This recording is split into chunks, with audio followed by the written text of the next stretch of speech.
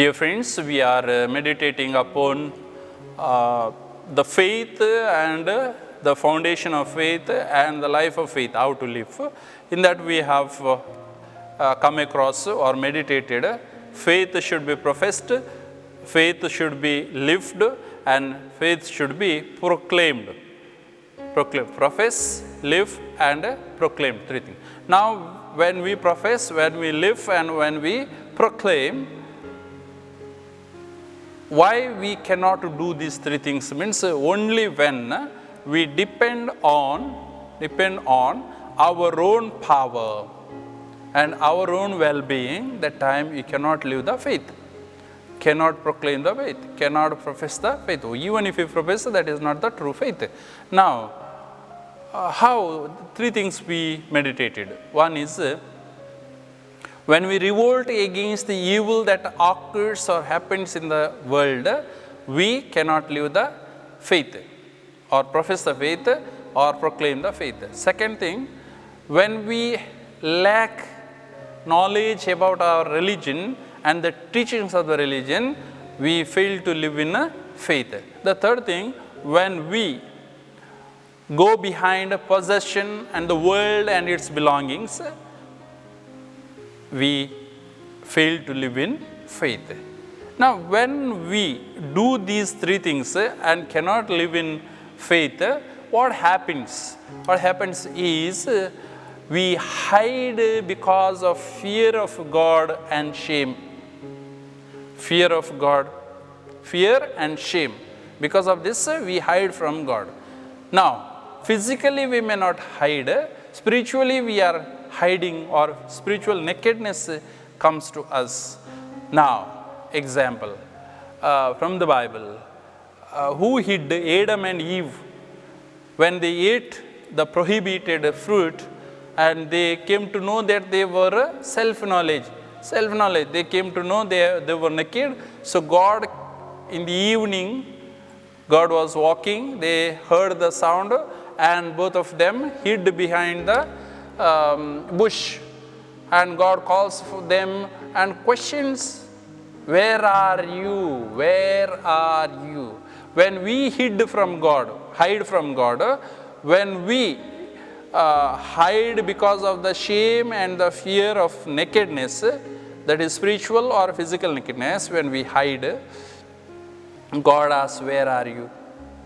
Means He had given the dress of grace on when He created Adam and Eve. For us, during the baptism, a priest lays a white cloth on the body of the child and says, take this, the dress or cloth of grace, protect it holy until your death or till your death.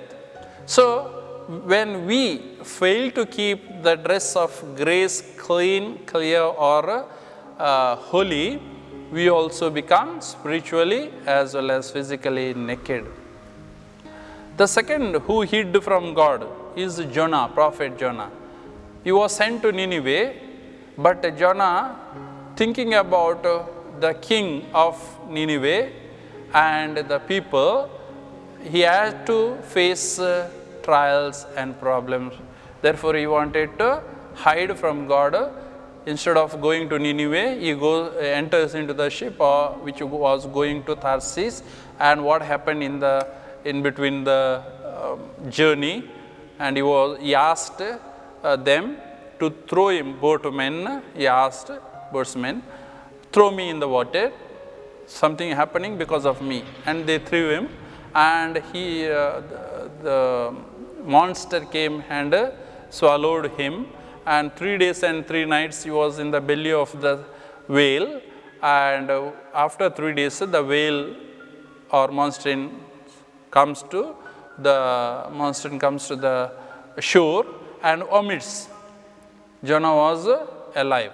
There another life, a new life he gets.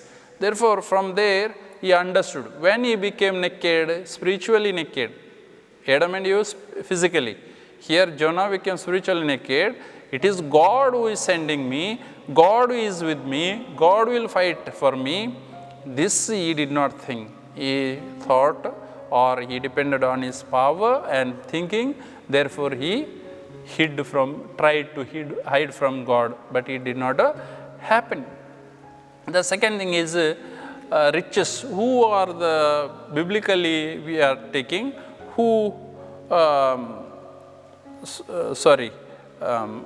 revolted against the evil that occurs in the world?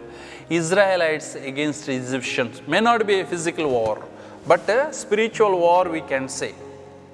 They were fighting a physical war, but these were spiritual war we can say.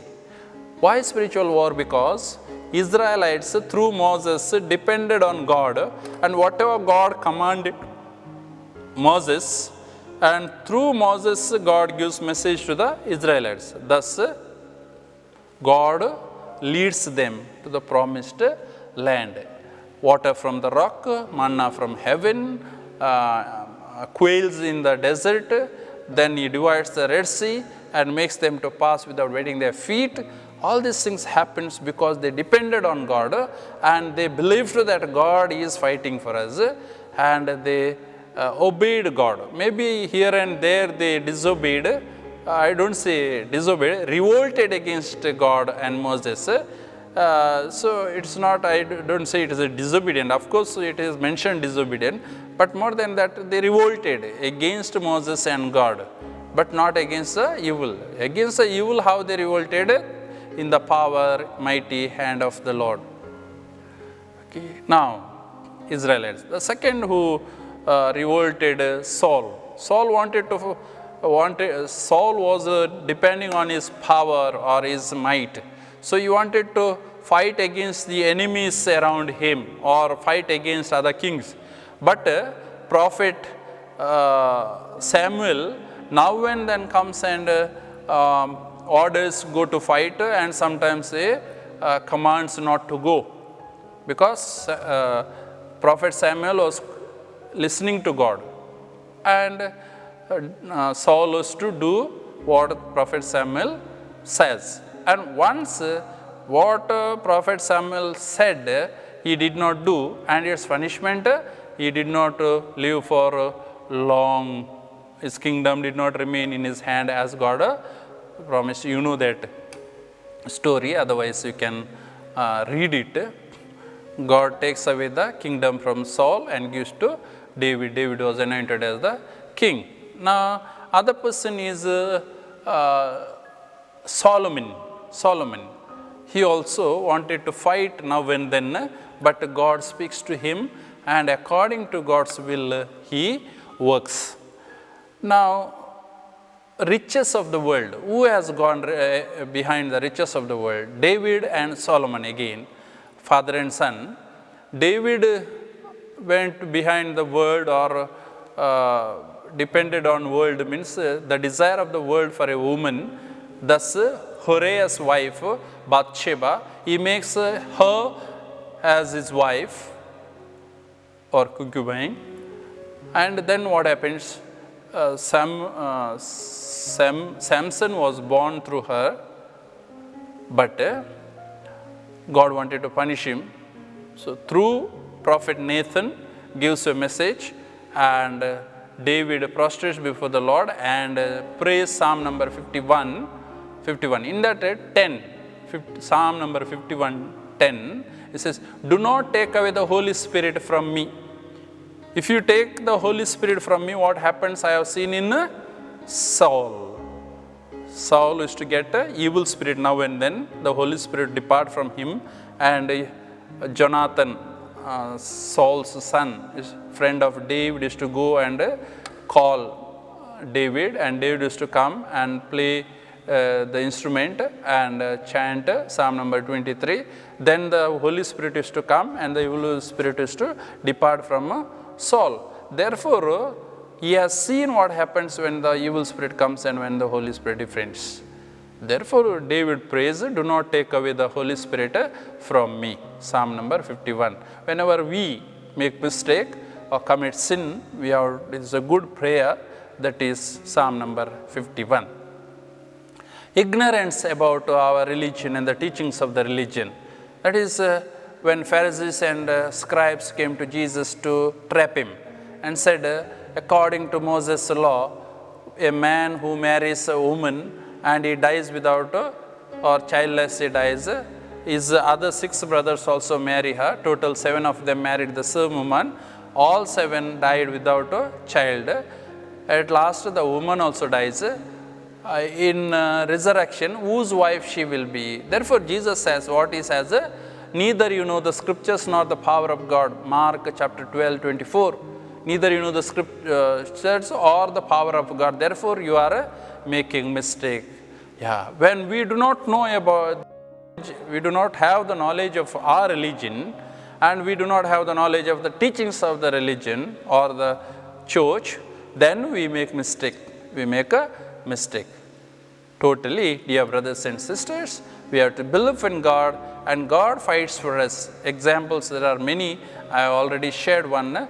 More examples I can give where God fought for me and I was quiet. Many examples are there. Many examples are there. I love adoration and prayer because of this. What is that? God fights for me. What is God's will, I find out. Therefore, patiently I wait, and God shows me the way. Different ways He has shown. And in anything, I say, God's will be done, Thy will be done. One day before or one day after, but God's will be done.